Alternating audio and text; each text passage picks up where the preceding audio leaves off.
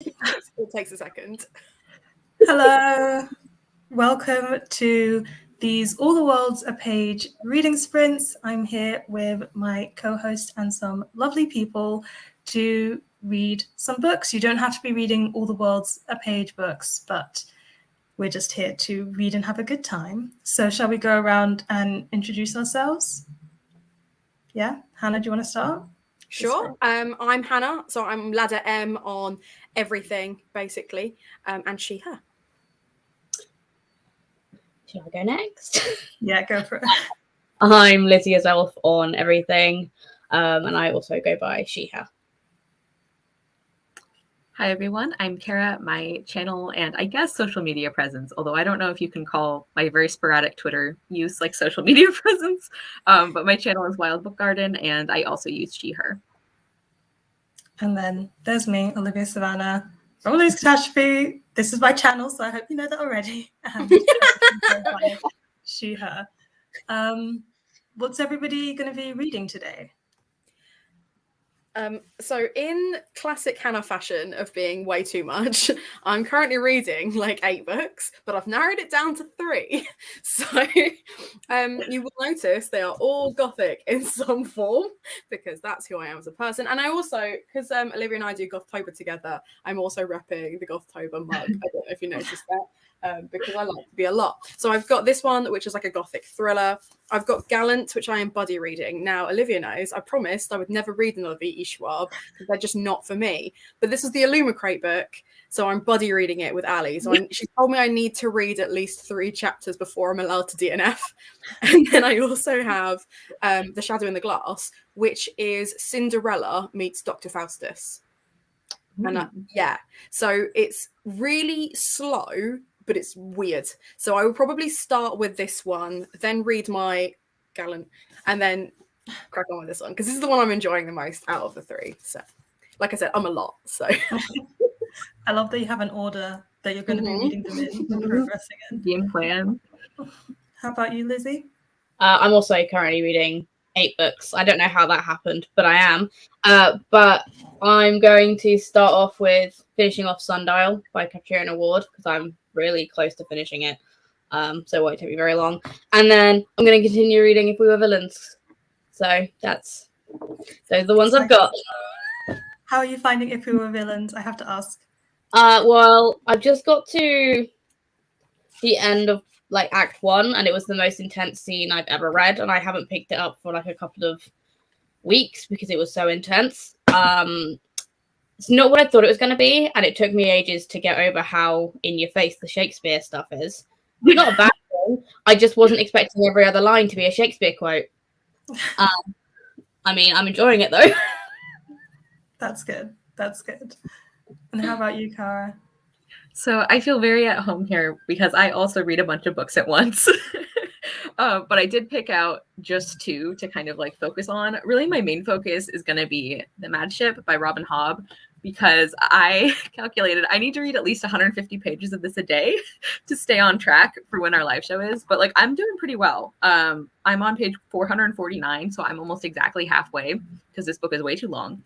But I also thought like I had to include one of the other books I'm currently reading, which is Tales from Shakespeare. It's like the really beautiful illustrated one. And it's like, it's from like the 18 or 1900s or something. It was like this brother and sister like adapted the stories like to be kind of like fairy tales or like stories for children. I mean, they don't tone them down a ton though, which I appreciate. Like they kind of gloss over some of the like more graphic stuff, but they majorly keep the plot the same. And I felt like I had to because this is Shakespeare's birthday, which I meant to ask you, Olivia Savannah, did you do that on purpose? Because it worked out beautifully. That we're I didn't do it on purpose, but I saw it this morning and I was like, well, it's a good way to celebrate, isn't it? Yes. And I'm also reading more than one book, but I have one book here, which is How Beautiful We Were. And I'm like 100 pages from the end, so I just thought I should really finish a book because I've got a book budget system going on where if I finish books, I get money that I can spend on books.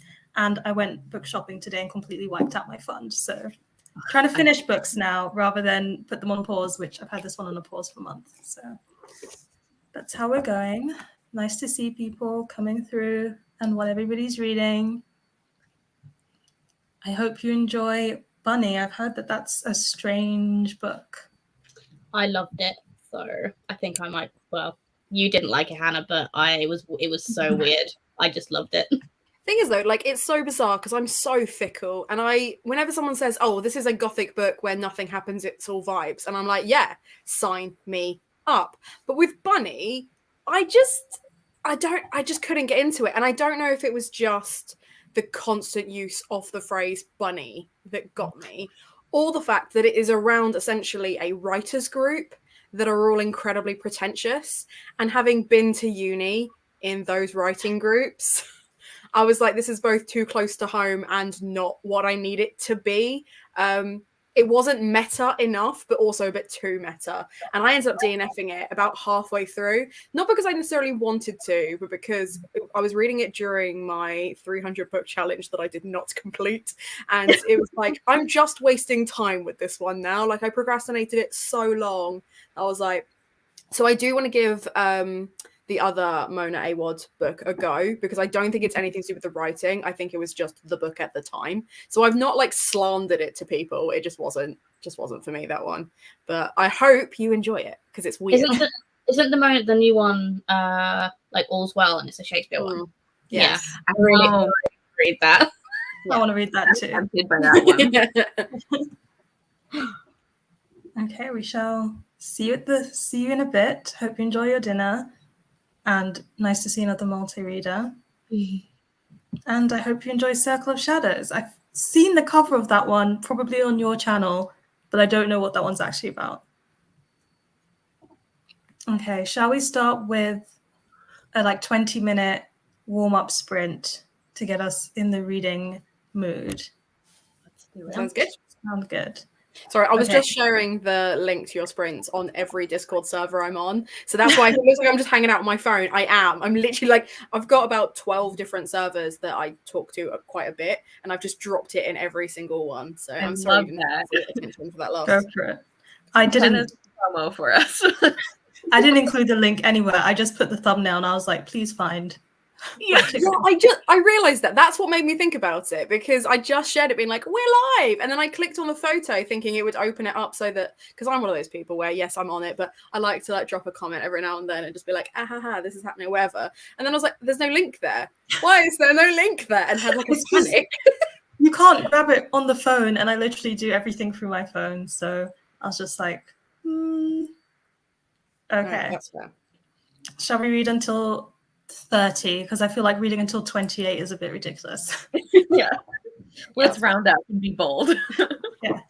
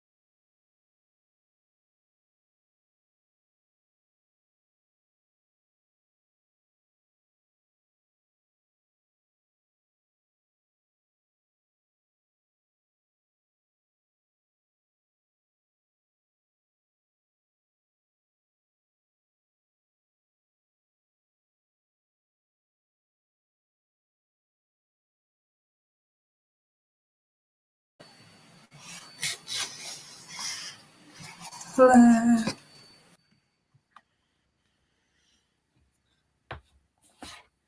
That's the end of our warm-up reading sprint. I hope it was good for everyone. How did the reading go?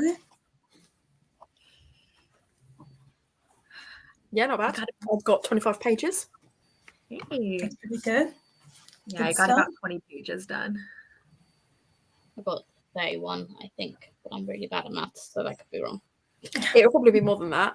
What you will learn pretty quickly about Lizzie is that she reads like a speed demon, and 20 minutes she could probably get about 80 pages done. Like, It wasn't that many. That is a good talent to have. I think I read about 22. And I hope reading went well for everyone else. More people joining us. Also reading Sundial. You can get there. You can get there, Ali. I like this title though. so this basically, Ali and Kelly from the Velvet Library and I are all in a group chat where mainly we talk about Raylo and any Raylo fix that we find. And Kelly has this incredible knack of finding Raylo fix that are actually on Goodreads. And Go Hex Yourself is a witchy Raylo fic that's on Amazon and on Goodreads. So That's impressive. yeah, I bet Kelly's loving it. I've Well- seen that like marketed places, so they like really made it. yeah. Like I've actually, when you've seen marketing for, well, the thing is, it's like obviously with the Love Hypothesis, loads of people at first are like, oh, it's just like a Raylo fic. I'm like, no, it's also super cute. Like it's a good time. That's true. Hello. Hello, everyone joining. 40 pages is pretty good. I do remember racing through that one back when I read it because it was very addictive. Mm. I also finished my cup of tea during those reading sprints, and I have to ask what everyone's drinking. I already know the answer, but to some of them, but what is everyone drinking?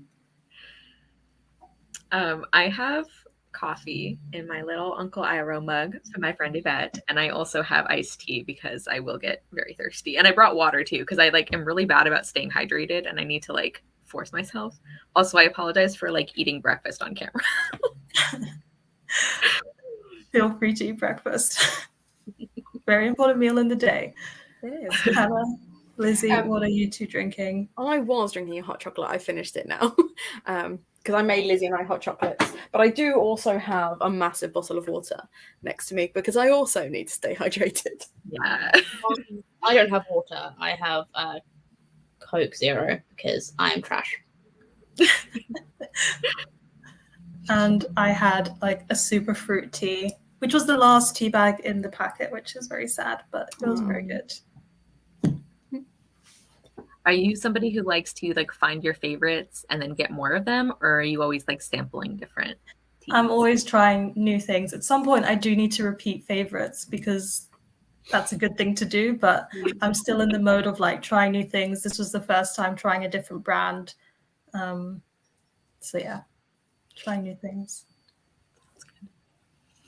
See, I didn't think I had brand loyalty until it was like doing my first proper shop at uni and being like, oh, I'm going to buy like the cheaper versions of things or like money saving things and being like, I don't like this. I'm going to go back to what I know and love. So like I will always buy Tetley extra strong tea bags every time. They're 50 pence more expensive than just normal ones, but they also make the best builder's brew. So like every single time, those are the ones I go for, things like that.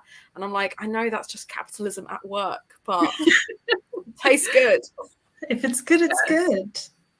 Yeah. I feel like there are some things that you really can tell the difference. Like there's a lot of foods where it's like discount version tastes fine. You know, like it's hard to tell the difference. But there are some things like breakfast cereals. It's like you want to get the real ones. You don't want to get the like the knockoff ones that have like almost the same branding, but not quite because of legal reasons.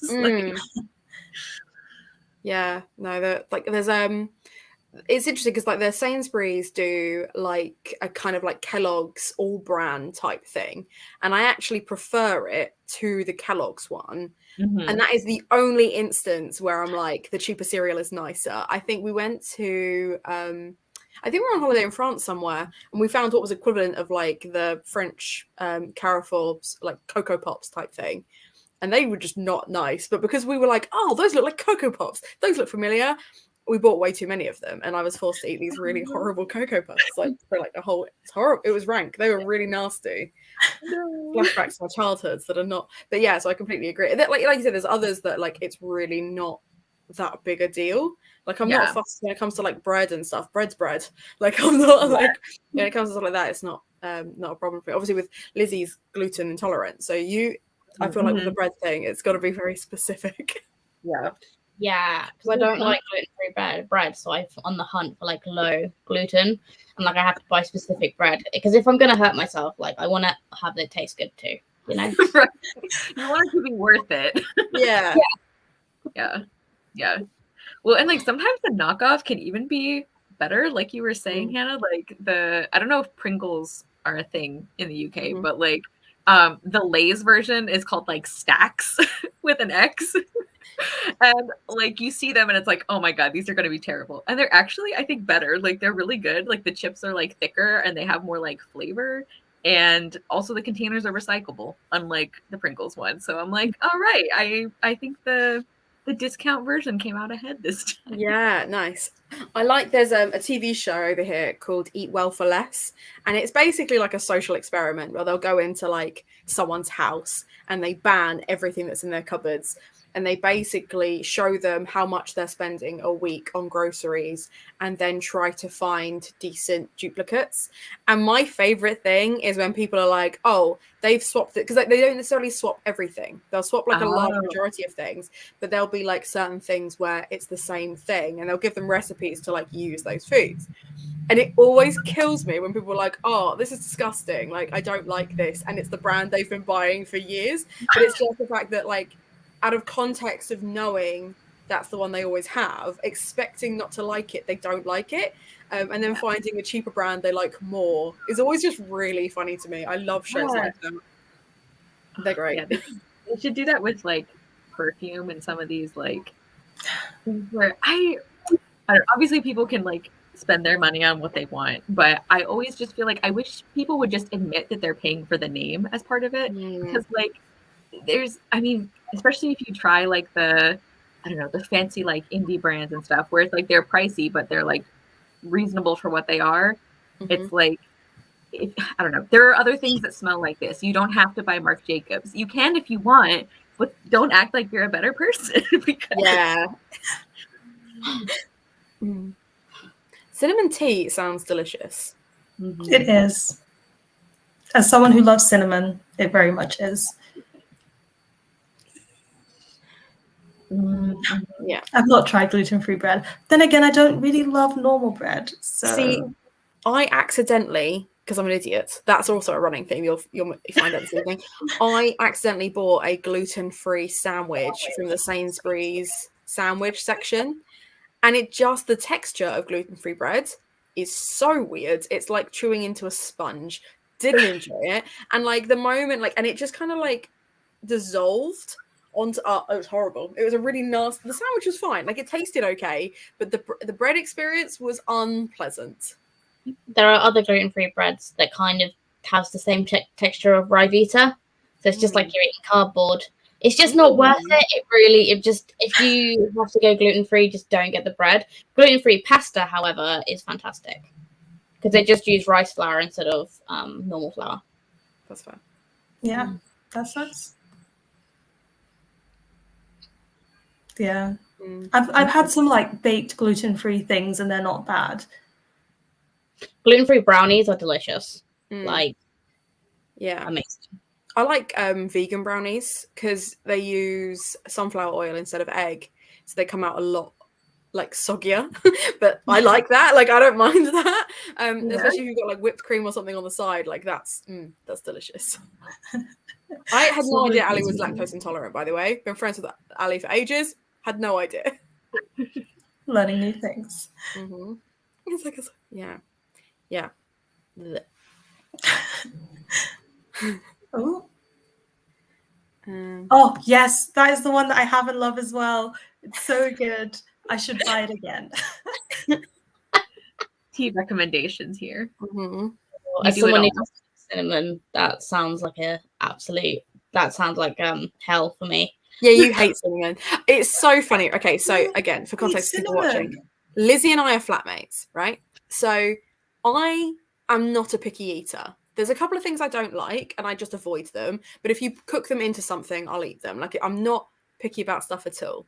Lizzie is an absolute child when it comes to food. There are so many foods on her list of things she will not eat, and it kills me anytime our other flatmate tries to cook something like a little bit different, because Lizzie is just sat there like a petulant child, like, I'm going to hate it regardless of what it really tickles me.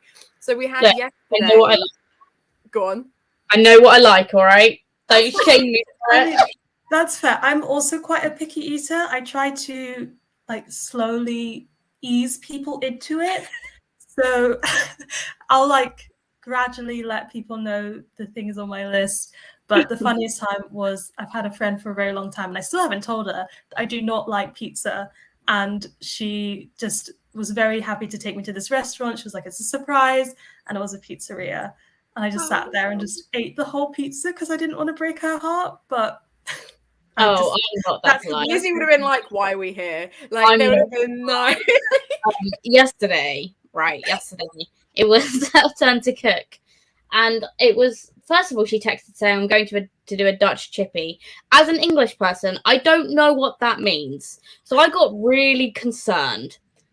Then she brings out beef croquettes. Croquettes, yeah. Croquettes, whatever. yeah, I don't like beef, nor do I eat beef. And this flatmate is very aware of that. So I was like, why have you bought something you know I don't like?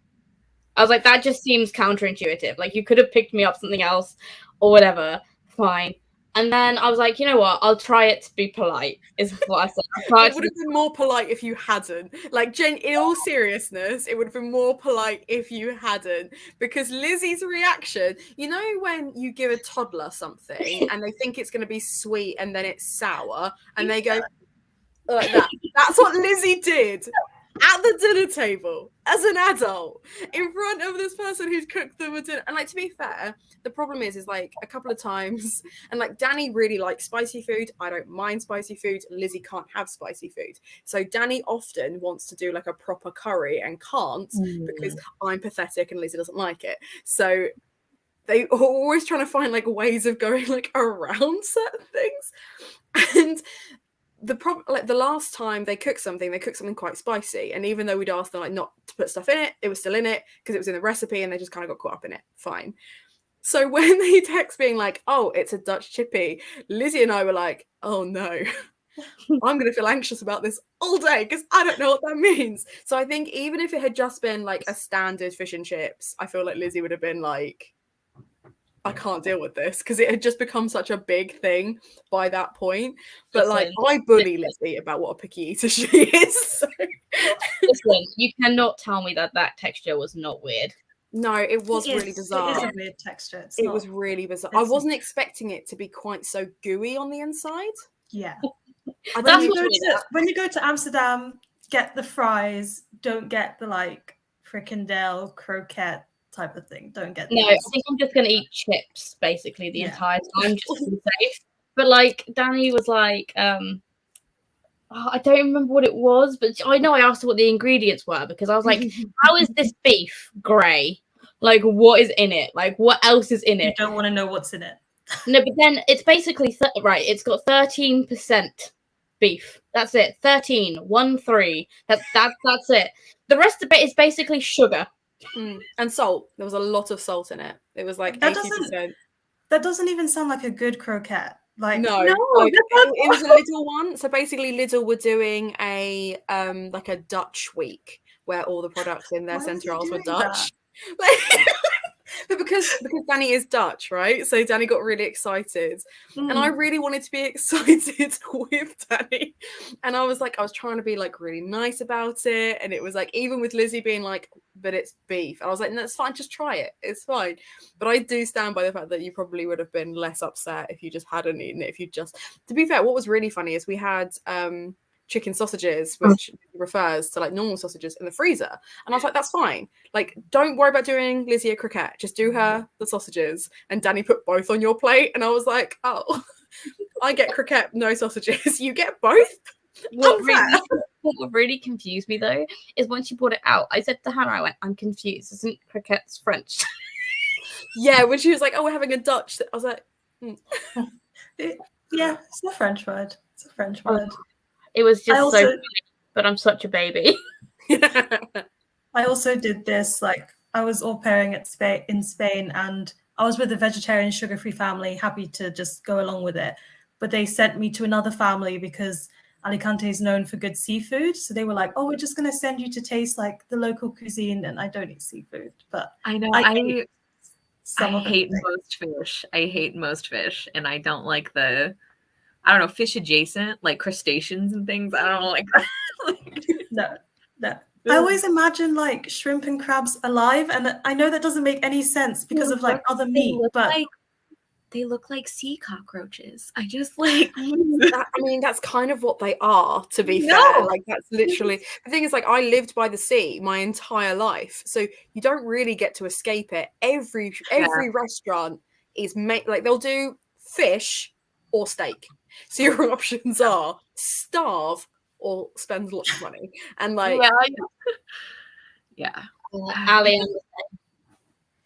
Ali just wonder who like smelled like fish or seafood and they're like, I want to eat that. Like that seems like humans could consume it. It's like, even when it's fresh, it smells like that. I don't like thinking about any kind of food and how it was discovered, because there's no like nice way of going, let's eat that. Like, who was the first person to milk a cow and thought that was a good, like what?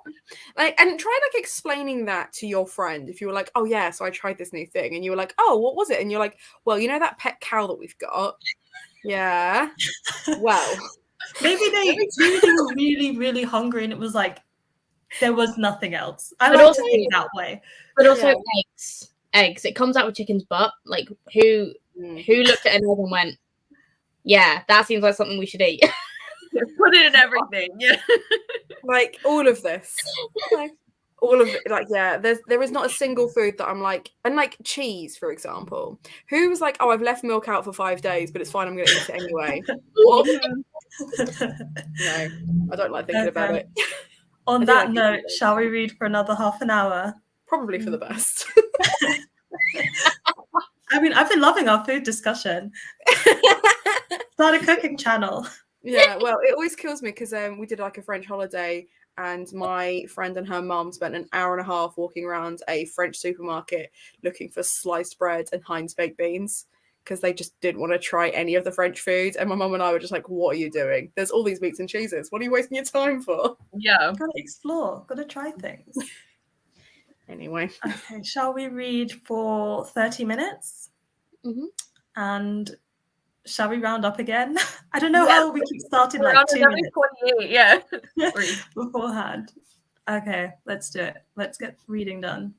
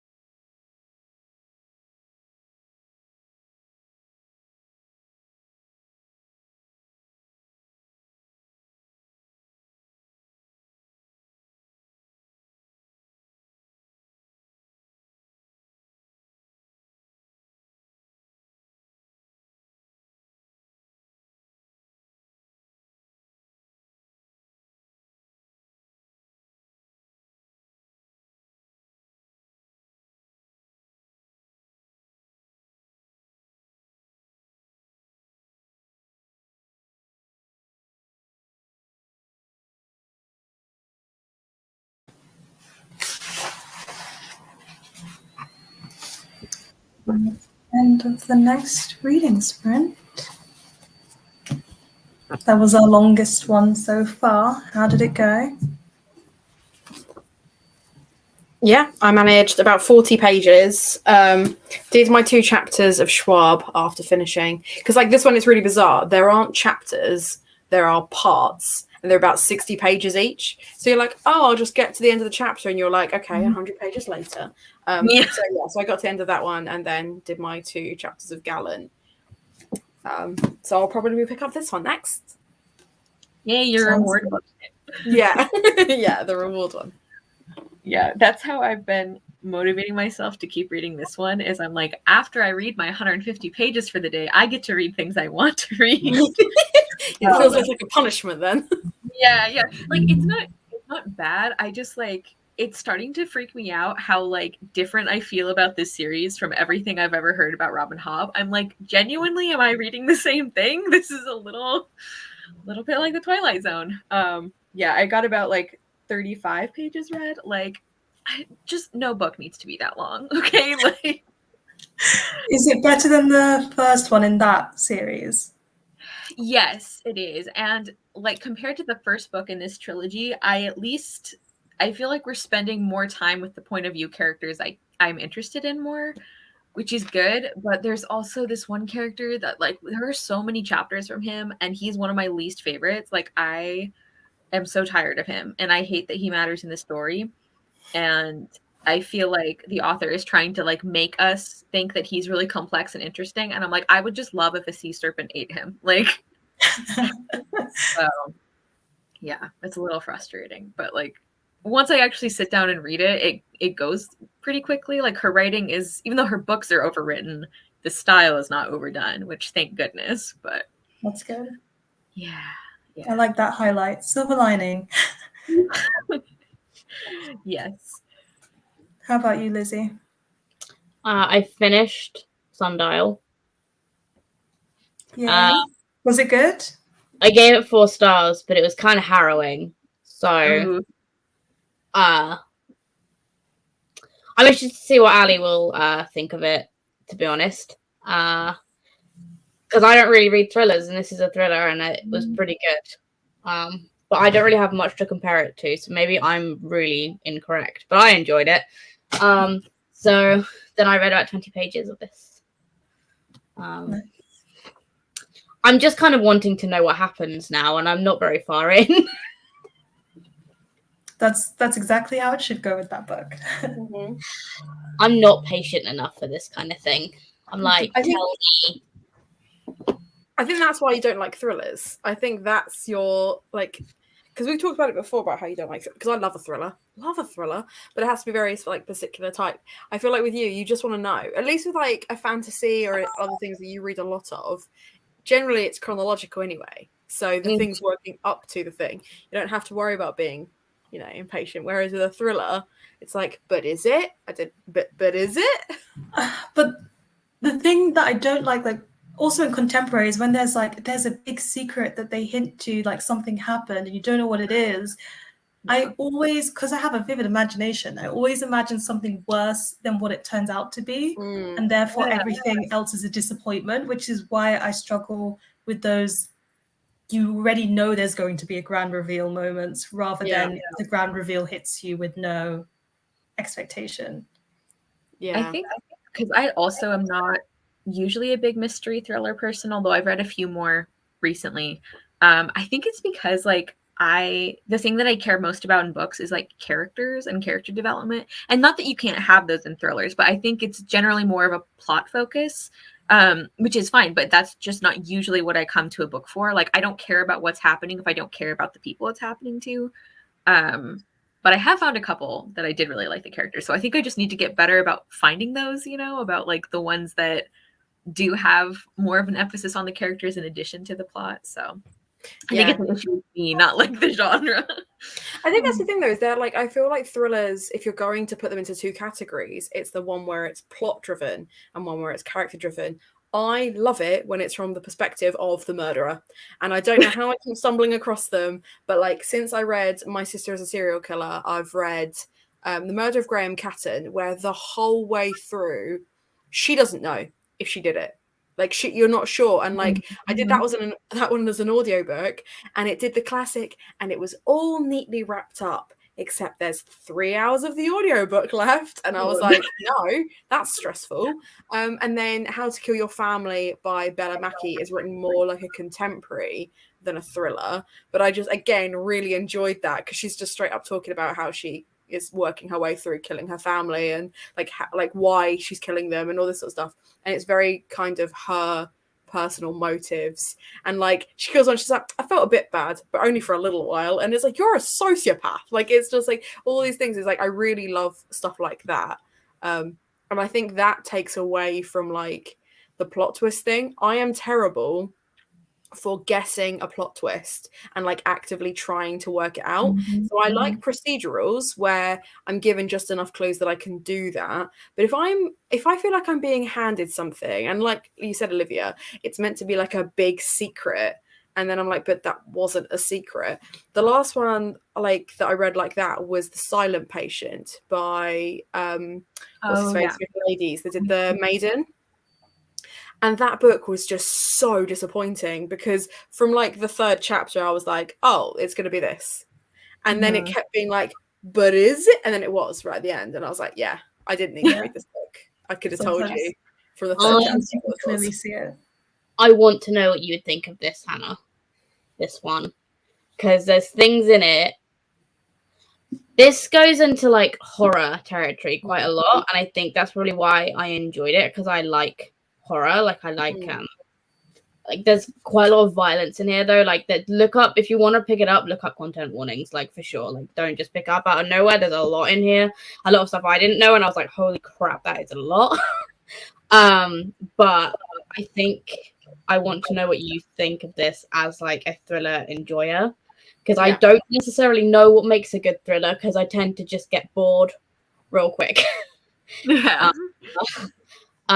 The thing that made it into like horror though was it's a really creepy child the entire time. She's really creepy, and like I don't like children in horror films. Like that will be like a big thing about why I wouldn't necessarily watch a horror film if there's a child involved. I'm like, no, they're scary enough in real life. I don't need to watch one be creepy. And then this, it was like chapter 2, and Hannah walked past my room, and I was like, Hannah, I don't think I can do this. I don't think I was again, you know, I'm a baby and I'm dramatic about everything. Hannah just made the mistake of walking past, and I was like, no, it's too much. It's too scary. She was so funny. You were so no, I don't like it. Nice to see how everybody's going. Manga, always good. Sorry that you're not loving it. You need to do the audiobook as well, because the audiobook with the mixed media makes Illuminate great, but it's fair enough doing it. I heard that. Yeah. I didn't listen to it though. Yeah, I enjoyed it even without, but I have heard, like, I'm also not an audiobook person, so like I am not qualified to speak about recommendations for those. I think it just adds on to like the whole mixed media thing anyway, and because it adds like it's got like sound effects, so like when they're running through the ship, you hear them running, you hear the kind of like distant clicking and clacking, you know, all of that stuff. But I think like you have to have the physical copy as well, because otherwise you miss out on all like the cool drawings and the formatting stuff. Like it's one that I'd say you need both. You can't just listen to audio. Yeah, I think it'd be very, very hard to follow even if you don't have that. Yeah, for sure. Yay, editing sprints. Productivity. I love 5x5. So I was just going to say, because I realised that was Amy McCaw, I have pre-ordered the next book via Gardeners from Amy McCaw, because that's the Mina and the Undead author. I didn't. Just as we were talking about horror. Yeah, like literally. And like the thing is, I've started reading My Heart as a Chainsaw, which is like it's an adult horror, but it's very much like if you like slasher films and you like meta stuff, kind of like the Scream franchise and stuff like that, but way more aggressive. This is that. If you like that sort of stuff, but you want a gentler approach to horror, I would absolutely recommend Mina and the Undead. Yeah, it's on my to read list. Same. To get there. I hope these children were not creepy children. I mean, they're your They're children. her So they're children. probably not. I find them as creepy, to be fair. She knows them pretty well. Love short stories. Nice to see another short story reader. Okay, somebody else also recommending both the audiobook and the text for Illuminate. And I think this is about Sundial as well. Listen, I am a baby who gets scared at everything. It's not a spoiler. When Callie's being creepy at the beginning, like her first chapter, and she's saying the word pale over and over again, that creeped me out. It was also nighttime when I started reading it, so that was a mistake. Yeah. I am just a baby, so it might not hit you the same, Ali, because you're probably braver than me. Well, although no, you're around. Like, Ali reads loads and loads at once, and we do tend to read some of the very similar, like, creepy, sinister books. But also, Ali has kids. Ali's not going to be scared of kids the way that you are scared of kids. So I feel like she's already on, like, a stronger footing there. Do you know what I mean? Yeah. Ali, I also want to say I love that you have Wild Beauty in your icon. That makes me happy. Because I'm a little bit obsessed with Anna Marie McLemore. That's fair. That's valid. Sorry, I didn't mean to interrupt the conversation. I just recognized the book and I'm like... I realized that I didn't update my reading progress. I read more of this. It's interesting because it's a really, like, dark book, and it's gotten very dark, and it's literary. It's just about this town of people who live in Africa, and a company sets up an oil company there, and they're basically ruining the environment. Perfect for Earth Day. And just talking about how they're protesting. It got really dark, and there's only like 30 or 40 pages left. But I think it's okay. I loved it in the beginning, but it's a bit like long. It needed to be. But I wanted to ask you, because this is Shakespeare's birthday, about favorite Shakespeare plays. You can probably list, like, I feel like it's hard to choose one, so maybe like two, or just one that you're vibing with lately. Yeah. The ones I always go with as my two favorites are Much Ado About Nothing and Hamlet. I also feel like Much Ado is a really good one for people who maybe are tempted to try Shakespeare, but they're a little intimidated or they have no idea where to start, because, like, the characters in that one are really great. And I feel like not that the story is, like, accessible, like you can't start with another play, but I feel like that the plot of that one is one that like modern readers would maybe find it easier to get into. And I think Beatrice and Benedict are just such great characters, and their relationship is so great that that it can carry you through, even if some of the subplots aren't as interesting for you. But I love that one. And then Hamlet is my favorite tragedy. Like, I know why people don't like it, but I really, really love it. And I know it's basic, but yeah. Although if I had to say the one that I wrote the most papers on, it would be Measure for Measure. So I guess I kind of did 2.5, but it's hard to narrow down. Mm-hmm. I would say for me, I'll go on, Lizzie. Oh, I was gonna say I'm also basic because Hamlet is my favorite. Mostly because I saw Benedict Cumberbatch as Hamlet, so that's always going to influence me. The other one would be Midsummer Night's Dream, just for the vibes. To be honest, those are the two that I'm drawn to the most. It's under. See, I think I'm more basic because for me it's not Hamlet, it's Macbeth. And I feel like Macbeth, because it's so, like, universally taught at, like, school and university, like, it's the moment, like, lecturers will, like, lean into it, because, like, that's the thing, is I taught it, and I feel like I really liked it even more once I started teaching it. And, like, getting the kids to talk about really dramatic royals is always a good time. So I feel like that's more basic than Hamlet. I feel like Hamlet, there's a lot more nuance than Macbeth. Like, there is nuance in Macbeth, obviously, but, like, I feel like I have a lot more, like, if someone says to me Hamlet over Macbeth, I'm like, I get it. Macbeth is just stabby. Like, it's just, once again, Hannah went for the one with murder. Like, it's just to say, the crazy wife, I feel like that is on brand for you. Like, I should have known that. To be fair, most of the tragedies could fit that category. Like, I think if you pick a tragedy, there's a lot of murder in it. Like, I mean, even Hamlet, like one of the highest body counts. Yeah, exactly. And then I would say for something less bleak, I really love Twelfth Night. Like, it's so silly and it's just so wonderful. And just the idea that it's like, you know, characters flirting with each other without even realizing, it's just such a mood. And it's just, there's I think it's in Twelfth Night as well. There's one like, there's like a butler character where there's like a whole scene where they just take the piss out of him because he's wearing yellow trousers. And like just the idea that like Shakespeare, one of the greatest writers of all time, was like, haha, you got funny trousers on. I just really enjoy that, like as a vibe, you know. But the one that I wrote most essays on was Othello. That was always the one that if I had to write an essay about something, Othello was the one. Iago's speech is just powerful, you know. Like, it's just cool. That's like one of the great things about Shakespeare is even if it's a play of his that's not one of my favorites, I'm like, there's still like 40 lines that are completely iconic, you know, like. Yeah, I feel that way about the histories. Like, I feel like lots of people struggle with the histories, and I struggled with some of them, but some of the writing in it is just so good. And sometimes you get characters in them that are so good regardless that they're still good plays.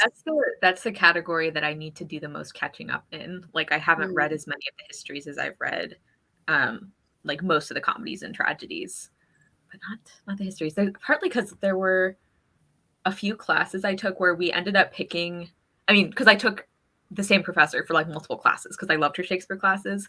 And like we read, I think, Richard III like 3 times. So it's like I could have read other history plays, but we ended up picking that one again. Which there are some great parts in Richard III as well. But I mean, that's one I had to look up a family tree for like every single time. I'm like, which Edward are you talking about? I can't tell. I think it's Macbeth as well, where there's like Macbeth and like somebody Macduff, else, and there's another Mac as well. Yeah, there's like, and everyone's like, well, yeah, it's Scottish, of course they're all Macs. And I'm like, technically, then his surname is Beth, right? Because Mac is just son of, in the same way that O is Irish for son of. So like my surname is O'Donnell, so it's just that you are son of Donnell, basically. And I'm just like, yeah, Macbeth. So he's son of Beth is the essentially. Like, and like things like that I'm like, it makes sense they're all Macs. Does make it tricky when you're like, wait, who was it that said that line? Like, which one was it? But do you guys have like a favorite like adaptation, like a book or film like adaptation? Because obviously I saw Lizzie reading If We Were Villains, and I read Hamlet a few months ago and loved it. Hamlet. Hamlet is really good. I think that might be my favorite. I loved These Violent Delights by Chloe Gong as a Romeo and Juliet telling, because it wasn't so much about the romance, like it was there, but it was very much Romeo and Juliet as her own, but it was still recognizable to what it was. So that duology was surprisingly fantastic. And I also loved the adaptation of Hamlet with David Tennant. They did it on like a BBC like ages ago, so much so I had to buy the DVD because I needed to see it again. So I have the DVD of it. Is that the BBC where they literally adapted like 4 or 5? Because they did Macbeth with what's his face? Oh, what is his name? He's the really fit one from X-Men. Not Fassbender, the other guy. Really Scottish. Not Ewan McGregor, it's the other one. No, it's the other one. The other McAvoy. That was it, yeah. So James McAvoy is Macbeth, but basically it sets Macbeth in a restaurant. So instead of them taking over a kingdom, it's a whole restaurant. And Keely Hawes plays Lady Macbeth, and she is just so clever at that role, because like Keely Hawes is quite like a soft actress, like considering she played like some really powerful roles, like the way she speaks is quite gentle. So to hear her kind of like in Macbeth's ear doing like those classic speeches was just really, really clever. But again, my favorite is like a 12th Night retelling, which is She's the Man with it's amazing. It's such a fun film. It really captures the chaos of a Shakespeare comedy. Like they understood the assignment. Like Channing Tatum as the Duke, like the whole thing is just so ridiculous, but it's wonderful. My favorite bit in it is when Vinnie Jones, because like so I grew up playing rugby, and it was very much like before women's rugby was as prolific as it is now, and it's still not as prolific as like male sport, but It's way more prolific now than it was when I was a kid. And I remember like having loads of dads being like, you shouldn't play rugby because you're a girl, blah, blah, blah, blah. And there's a bit in that film where Vinnie Jones gets right up and goes, there will be no gender discrimination on my pitch. And I was just like, yes! It spoke to my tiny soul. Loved it. Yes. I think like my favorite retelling, like a novel, is probably still Star-Crossed by Melinda Taub, which I almost cried when I found out the author has another book coming out after like 10 years. Like it was a time. But yeah, that one is set like after the events of Romeo and Juliet, and we're following two very minor characters from the play. And that was the book. Like I love the book for itself. I think it's really well written and the plot is interesting. And I think the way that she like takes elements from the play and she keeps some things, but she changes some things. I just am really impressed by that. But that was also the book that made me appreciate Romeo and Juliet more, because for a long time I thought it was, oh, hi Kitty. I thought it was just like super overrated, like there's some good speeches, but I never really thought of it as like a play that I would enjoy. But like that book, even though Romeo and Juliet, they're not in the story because it's after the events of the play, like the way that we actually get to know them, I think better. It just made me like really appreciate them, especially Juliet. Like you really feel the sense of like what her family lost and like what she lost and how she was so young and all this happened to her. And yeah, I really love that one. I'm hoping that because she has a new book come out, it's going to be easier to find in print, because still Star-Crossed can be hard to track down, but I love that one. In terms of like movie adaptations, I love the Kenneth Branagh and Emma Thompson Much Ado About Nothing. And probably most surprising is the ballet adaptation for The Winter's Tale, because that is a super weird thing. It's so good. It's like, but the play itself is bizarre, and I like was not a fan. And then I saw this version of it. I'm like, actually, it works. Like you just end up loving it. Yeah, I forget if it was like the Royal Ballet, maybe. I think it was a Canadian ballet company. I'll see if I can find what it's called. But yeah, it was like really, really good. Obviously the like dancing is beautiful to watch, but like the way they like pulled the whole story together, and I'm like, it actually kind of makes sense when you do it like this. I mean, I love when you watch an adaptation and then you're just like, actually, I like this. I've done that quite a bit. Like the first time, I can't believe it, but the first time I read Antony and Cleopatra, I was like, this is rubbish. This is not good Shakespeare. And then I watched a brilliant adaptation with like a Black Cleopatra, and then I reread it and I was like, oh my gosh, genius. The dialogue, the back and forth, the banter. And yeah, I just love when that can change. But I think in terms of the best adaptation I've seen of a play that I didn't like, that made me think maybe it's not that bad, is I think it's BBC did one of I'm going to forget what it's, The Taming of the Shrew. And I loved that. The actress is the like someone from Wild Child is in it, who's playing the shrew, and I think she's like the housekeeper in Wild Child. Oh, I don't know in Wild Child. I know that the one that I've seen by the BBC has the woman that plays Moaning Myrtle from Harry Potter. Yeah, that's the same woman. Yeah. So and it's got her mum is played by Twiggy, who was like one of the most iconic models of all time. And I think she has maybe like 4 lines in the entire thing. And she just has this like really like gentle mum energy the whole time. And it's like, so those are all by the same in the same series. So that they did like 6 of them. And that, but yes, that TV adaptation made me love Taming the Shrew. I didn't like the play before that. I didn't like it. I thought that was genius. And the guy who's in it is also in A Knight's Tale. He plays the bad guy in that. And that was the first thing I'd seen him in. So love him. I really liked how there's like a very important speech in Taming the Shrew, which won't spoil in case you haven't read it. I mean, I don't really recommend reading it, but if you want to, go there. And often it's taught in a way where it's like, maybe the whole play is actually feminist. And I don't get that vibe from reading the play. And that adaptation was the only one that made me think, maybe it could be. Yeah. The one, I'll need to watch that one, because I have seen, I think the only Taming of the Shrew adaptation I've seen is the one with Richard Burton and Elizabeth Taylor, which I like. And actually, I just think in general, Elizabeth Taylor is underappreciated. Like Richard Burton is an amazing actor. He was obviously trained as a Shakespeare actor and he's great at it. but I actually feel like she does a better job of making the words sound like they're hers.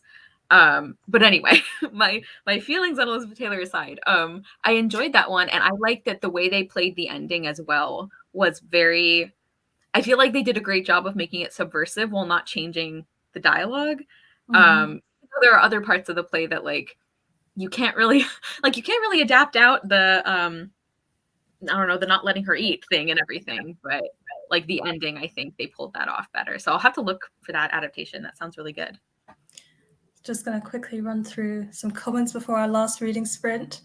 I think this is always an interesting debate whether Romeo and Juliet is or isn't romantic. Do we have any like opinions?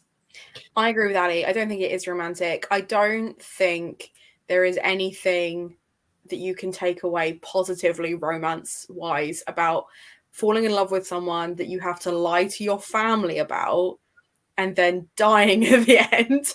Like, I don't, what is romantic about that? I don't, but then to be fair, having said that, I am a heartless wench who doesn't find many things romantic.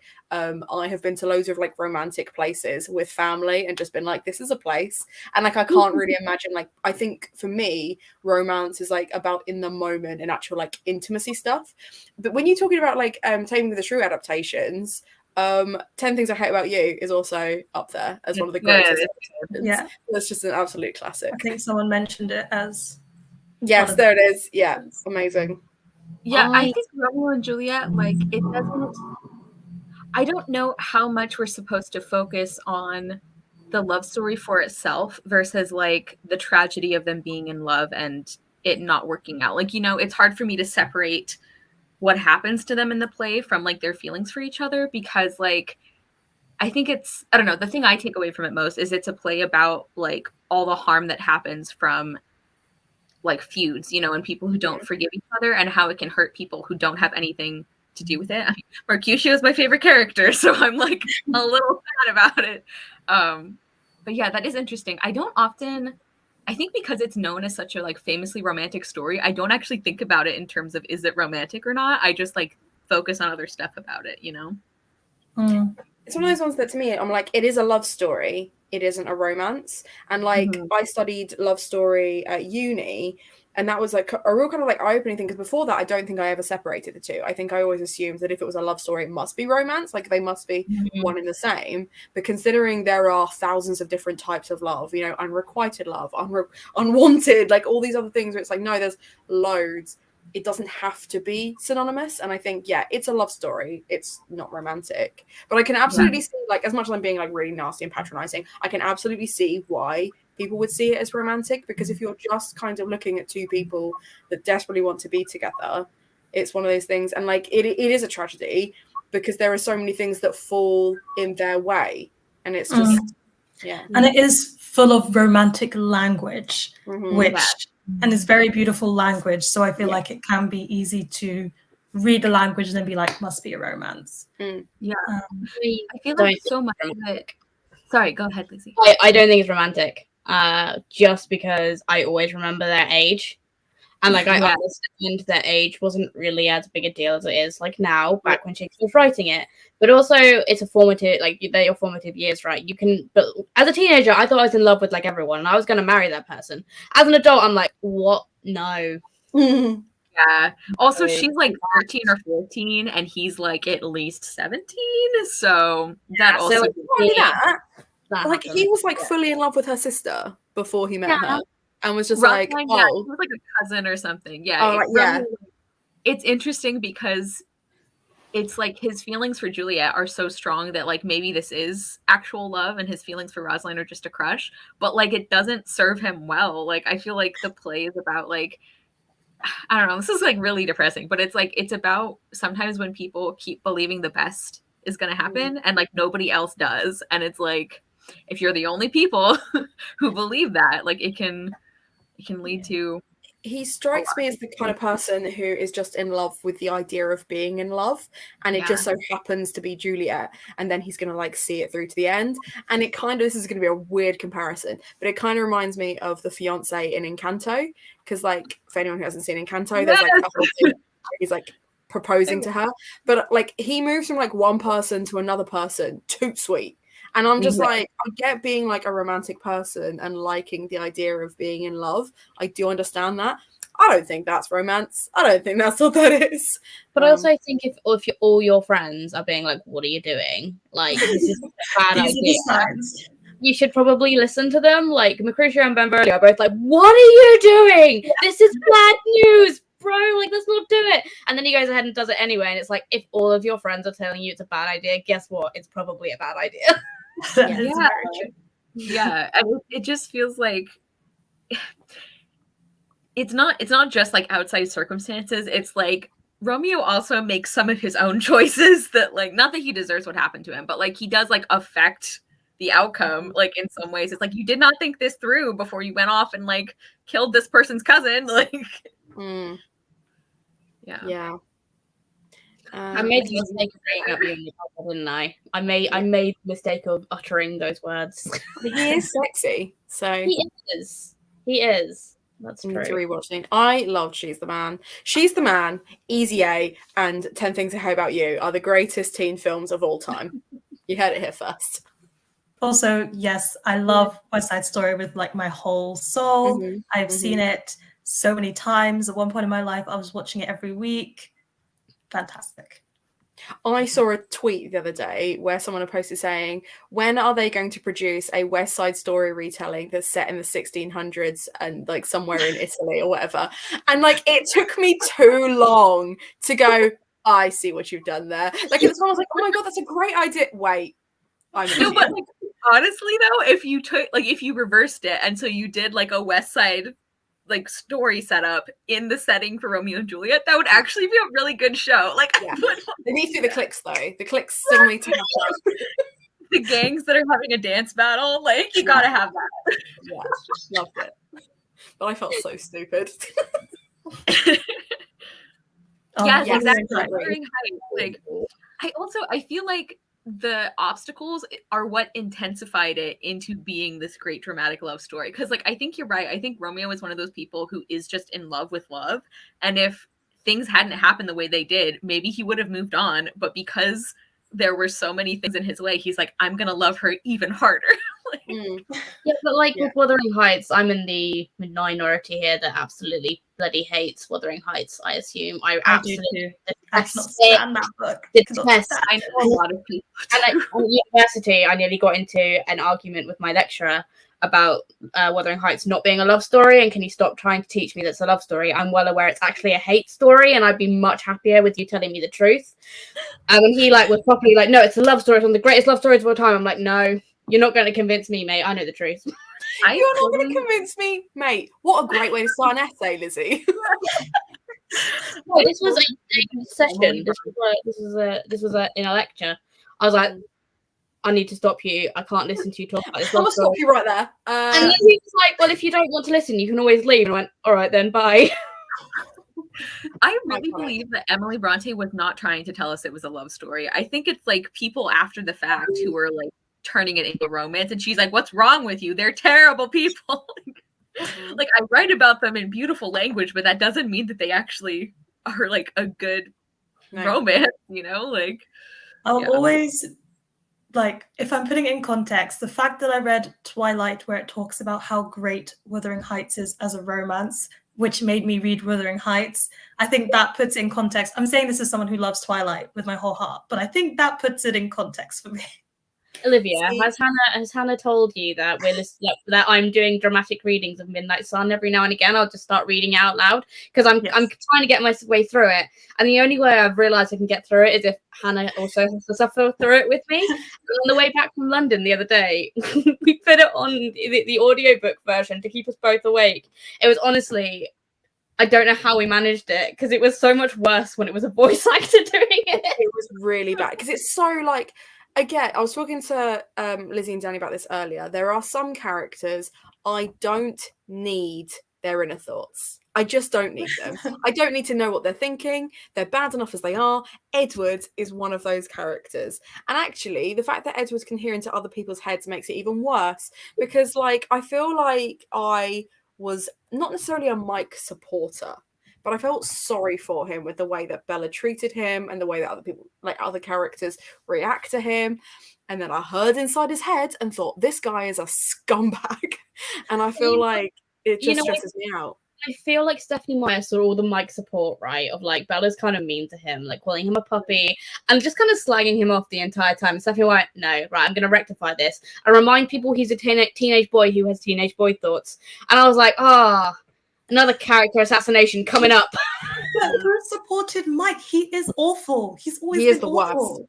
I think I just generally felt sorry for him. Like, I just felt like he kept getting shat on from a great height. But like but to be fair, when I read it, I was like 15 and was always championing the underdog anyway. I was young too, but I still knew bad. But there was like, what I'm saying is like there was a gap between like that, and I think it was like, especially in the films where he doesn't really do anything wrong, like he's just there. And I just felt like a bit. I didn't. Well, no, I did sympathize. I just felt sorry for him. He just felt a bit sad. And then I got into his head, and I was like, I hate it. But you saying about hating Jane Eyre, I literally in January reread Jane Eyre, thinking I hated it, right? Because I'd had to study at uni, hated it, reread it and was like, oh, this is just, you know, super angsty and just her being like really melodramatic in the woods sometimes. And like, I was like, actually, I quite enjoyed it. And there was a scene in it where I was like, no, I think Jane Eyre might be one of my favorite books. And then Mr. Rochester turns up and I went, oh, yes. There it is. Okay. There it is. That's why I hate it. That's the thing. It's like, I like Jane as a character. I would like her in another story, but I hate Rochester with the fire of 1,000 suns. And the fact that so much of the book is like trying to sell you on their relationship, I'm like, I can't do it. No, this man needs to be locked up somewhere. Like there's literally a bit where like at the beginning, right, the only person who's ever nice to her is this one vicar who's just like, are you kind of miserable, do you want to go to school? And she's like, yes please. So he like gets her into a school, the only nice person she comes up across. Every other man in her life is trash. The boy that like bullies her, Mr. Rochester, and even like the vicar that like proposes to her later, all scum. But I read it because I was reading The Ghost of Mrs. Rochester, which is a thriller, which is a modern retelling of. And I really enjoyed it.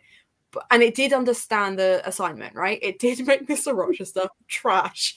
But the whole time she's like, but I'm weirdly attracted to him. And I was like, why though? Like, he's straight up gaslighting you. And you're aware of this. And you're still okay with it? All right. Each to their own.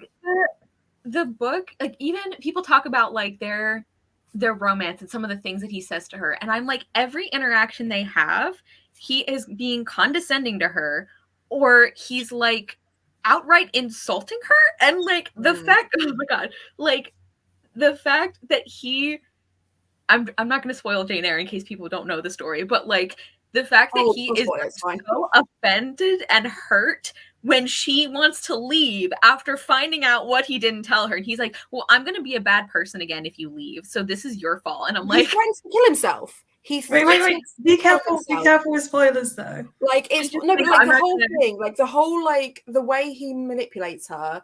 And because like, yeah, so there's like scenes in it where, yeah, I won't spoil. I mean, it's like literally hundreds of years old. I feel like if you're, I get it. No, I get it. I'm just like, I'm trying to like rationally in my head because I agree with you, but it makes me so goddamn angry. Like, there's specific things, but like there's scenes where he talks about buying her stuff, right? And like the whole time he's talking, I was like, he's just a hipster. At one point, he basically says to her that he just really likes talking to her, and I was like, she hasn't said anything for 18 pages. It's just been you, my friend. Like, and I was just like, people find this attractive? I don't understand. It's I know. I hate that man so much. I DNF'd that book when I was like 11 or 12 because like I randomly decided to read it from the library and I like couldn't do it. I stopped at the point that Rochester like showed up and was like sticking around, and then like years later I came back to it and I'm like, 12-year-old Cara had taste. Like, she knew what she was doing. You know what you were doing. I regret everything. God, I hate that. Like, don't worry about it. You don't have to read any classics, but we are going to do one more reading sprint. I'm aware that we're 30 seconds away from being like on the mark, which is going to be very satisfying because I've always missed it. And it'll be our last 30-minute reading sprint. So, okay.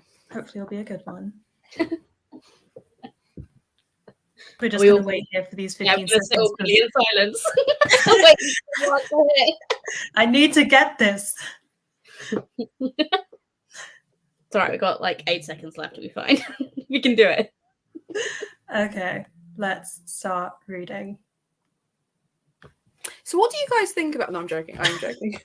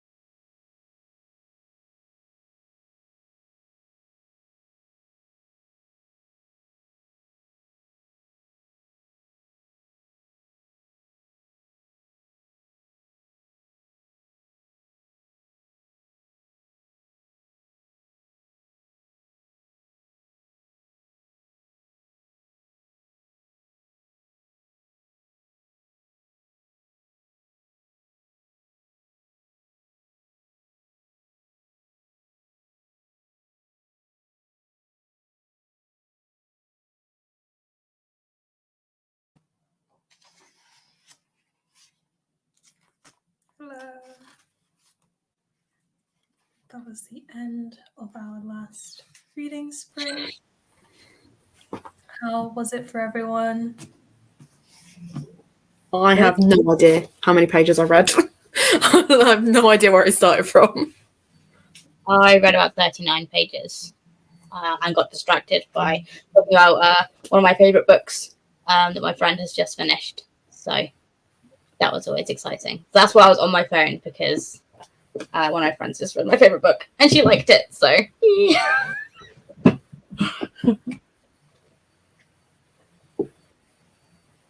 and you're on mute, I think. Yeah. Thank you. I was doing really well. I hadn't done that yet, so it was about time it happened.